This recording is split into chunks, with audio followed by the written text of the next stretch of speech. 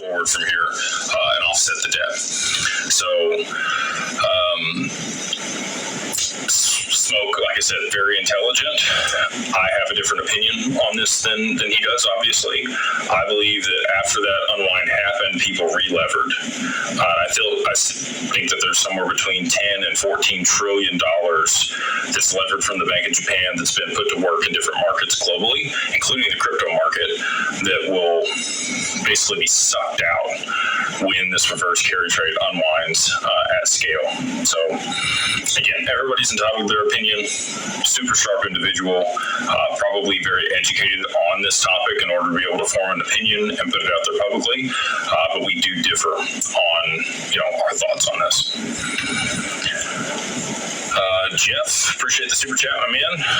He says, hi, I'm at Consensus and haven't run into you. All the talk about every panel in stablecoins, including cross-border, XRP noticeably absent.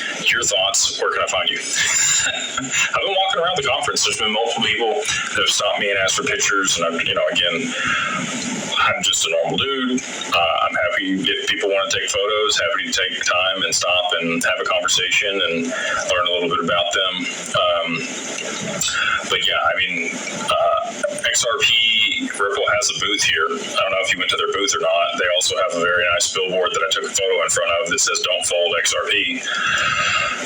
I don't think that it's absent at all. However, I would say, with Hedera's announcement, a lot of people are, thinking that maybe that they're going to have a DEX that alleviates the need for a decentralized bridge asset to be able to trade between counterparties. I don't believe so. I do believe that there needs to be liquidity pools, and other things in order for them to be able to facilitate the transfer of stablecoins at scale between different counterparties and remove counterparty risk or the need for nostro-vostro accounts to be able to pre-fund those accounts with the stablecoins from a counterparty bank to be able to settle with each other. They'd much prefer not to have to hold that capital idle and be able to put it to work and do other things with it instead of, funding those accounts at other banks. So I think that there's still a significant need for a DEX and a decentralized bridge between all of these stablecoins that are going to be issued. And I, again, think that XRP sits uniquely in that position to be able to facilitate that. What's going on, brother? He says, Mega Legend. What will be approximately maximum price of Hash, Flare, and Ondo in December of 2025? I have no idea, my man.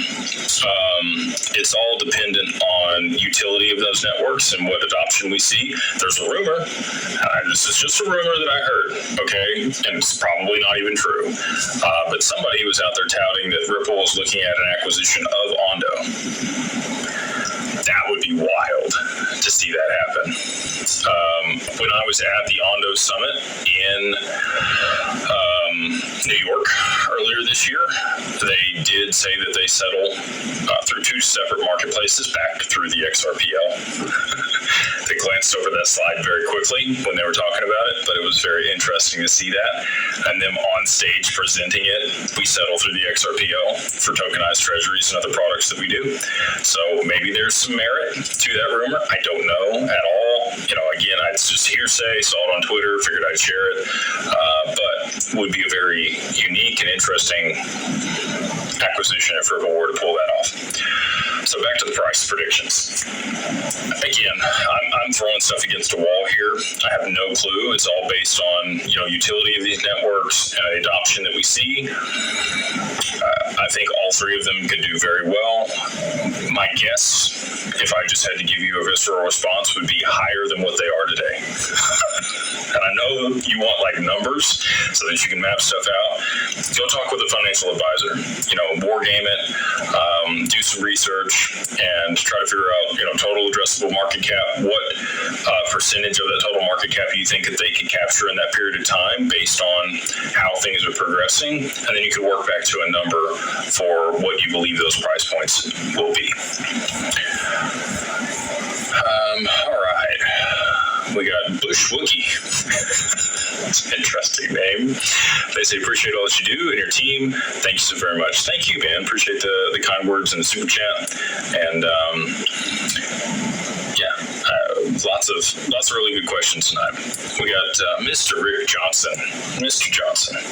He says, my boss is the biggest not so good person. He literally does not care about anything, utterly rude, mean grouch, price appreciation, move your butt. I'm sorry to hear that.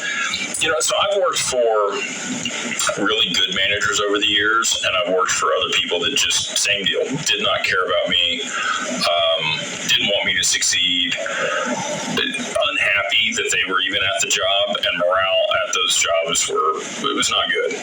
I tried to take those experiences and then apply them to my life and how we manage our corporation and our company.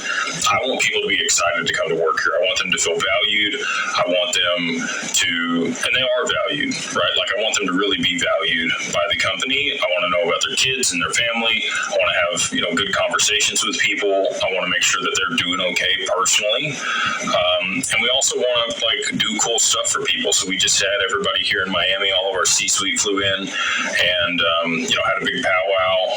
We've been going to multiple events. We kind of divide and conquer while we've been here. We try to do a couple off-sites or on-sites, however you want to say it, for the corporation twice a year, so that everybody feels included. They get to know each other, especially in a remote paradigm.